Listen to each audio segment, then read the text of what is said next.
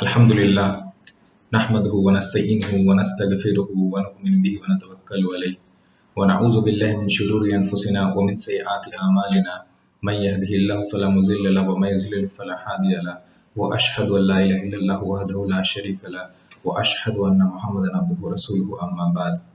A'udzu billahi minash shaitanir rajim. Bismillahir rahmanir rahim.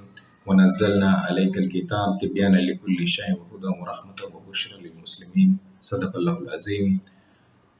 Sanurihim ayatina fil afaqi wa fi anfusihim hatta yatabayyana lahum annahu al-haq. Rabbi shrah li sadri wa yassir li amri wa hlul 'uqdatam min lisani yafqahu qawli. Rabbi zidni ilma. Dear brothers and sisters, Assalamu alaikum wa rahmatullahi wa barakatuh.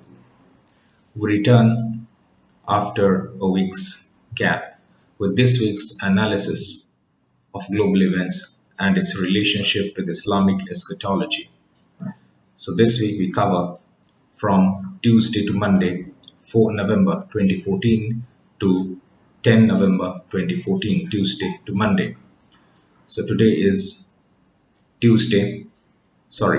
Monday, 10 November 2014. So we go back to last Tuesday. On Tuesday, 4 November 2014, in fact, in the entire week, there's not much in the news. This is a relatively silent week. It begins on a slow note, it ends on a slow note. So on Tuesday, 4 November 2014, there's not much in the news. Maybe Obama receives lashing in midterm polls.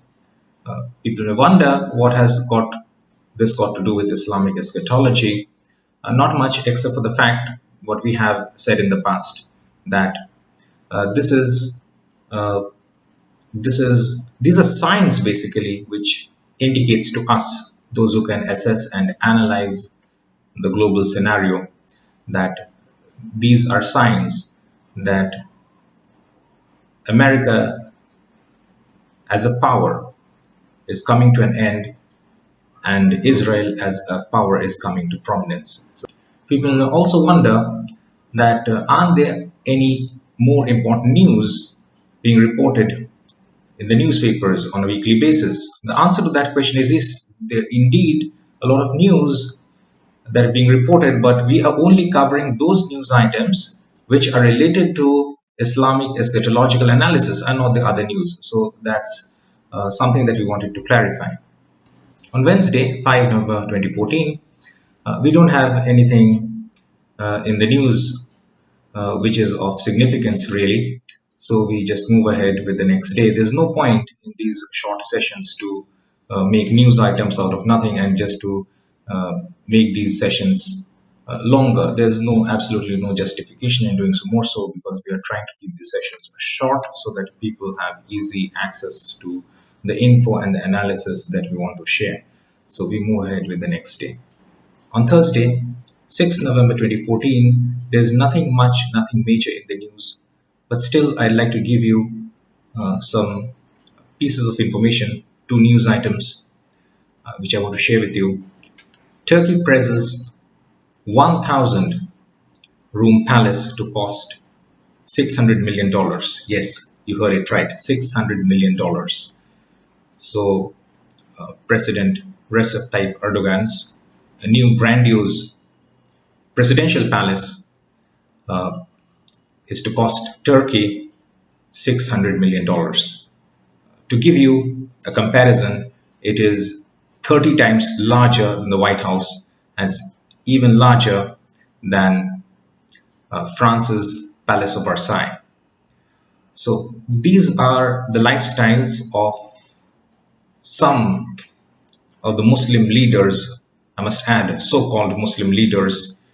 You just compare this with the lifestyle of the Prophet ﷺ and decide for yourself, are these the leaders? Are these your leaders? These are not my leaders. These cannot be. So just look at these figures and then think for yourself. US man 90 faces jail for giving food to homeless. Just reflect on this. Think on this. This is the society we are living in. On Friday, 7 November 2014, Again, there's not much in the news. Maybe the news item: SEAL who killed Osama unmasked, Rob O'Neill. So this news item will keep on coming in the media for the next few days. So we'll do more analysis then when it gets repeated. Let's just move ahead. There's nothing much or nothing else in the news for the day.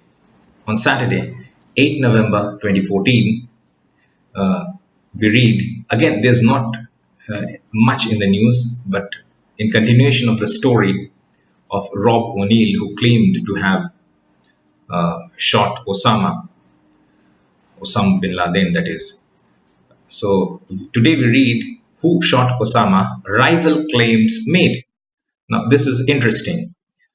It is said or suggested that the fatal shot was fired by one of the two other SEAL team members, who entered Laden's room before Rob O'Neill.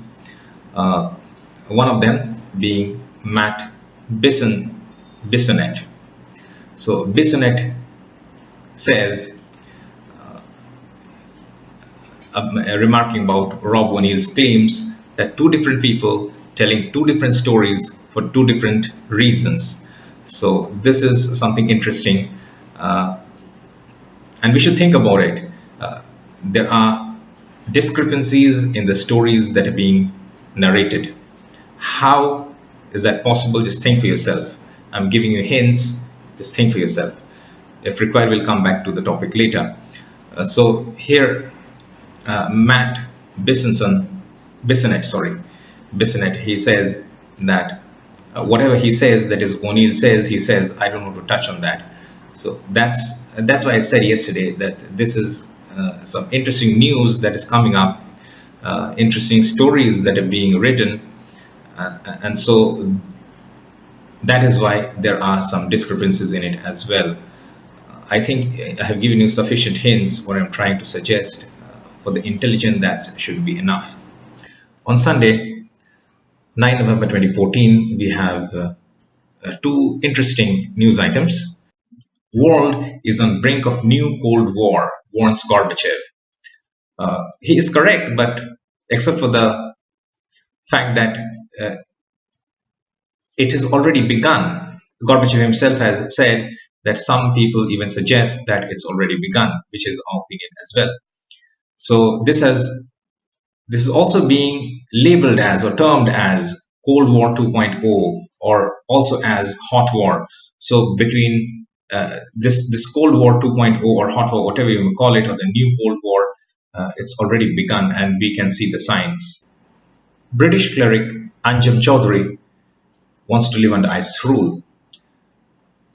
What is interesting to us in this news item is that we have had extensive analysis about ISIS, and we had exposed that ISIS is not an Islamic group, it's not a Muslim group, rather it's a Zionist organization working on behalf of its Zionist masters. But the interesting or the sad part is, people claim to be scholars of Islam, Islamic scholars, people like these, Anjem Choudary, etc. They fail to recognize the truth of ISIS. They fail to recognize that ISIS, in spite of all its barbarities and brutalities and ruthlessness, in spite of all these atrocities, they fail to recognize that ISIS is not an Islamic or a Muslim organization. It's just appearing to be. It's very much a Zionist organization. I think there is no need for us to repeat the entire analysis. You can go back to some of our previous analysis about ISIS where you can get more details. This is the pathetic situation. This is the calamity which has befallen on the Muslim Ummah. We are reminded of the Hadith statement, the statement of the Prophet ﷺ, which says that knowledge will disappear in the last day. And so it has. People who claim to be scholars do not have this basic understanding, and they have such a shallow knowledge of Islam. They don't deserve to be called scholars, and we don't call them scholars either. We don't. Those who do, they will face the consequences. They will surely face their Lord on the day of judgment, where they will be answerable. So they should wait for that. today, Monday, 10 November 2014, and we complete this week's analysis. Again, there's not much in the news today, except, as I said, that the story about Rob O'Neill claiming to have killed Osama bin Laden will resurface time and again this week. So this is again, it has again been reported, or it has resurfaced today. So he says that it doesn't really matter whether I killed or someone else killed. Uh, it really matters that the team got him. Just what I want to say in brief, in very brief, is that uh, these are stories being manufactured. These are stories being manufactured, and so to say, a patchwork is being done just to cover those discrepancies, so to say. Uh, when you manufacture stories out of thin air, out of nothing, what happens is there are bound to be discrepancies. And if a certain thing has happened in a certain way, there really is or should not be any scope for any discrepant narrations or reports, which in this case is. I don't want to just discuss this topic anymore. I think I have made it clear. I've made it sufficiently clear, that is what I'm trying to indicate. So discrepancies arise when you are not reporting what's correct, but you make up something that is a source of discrepancies, and then to hide those discrepancies is difficult. You can only do a patchwork at best. So with this, we come to an end with this week's analysis. So that's it for this week.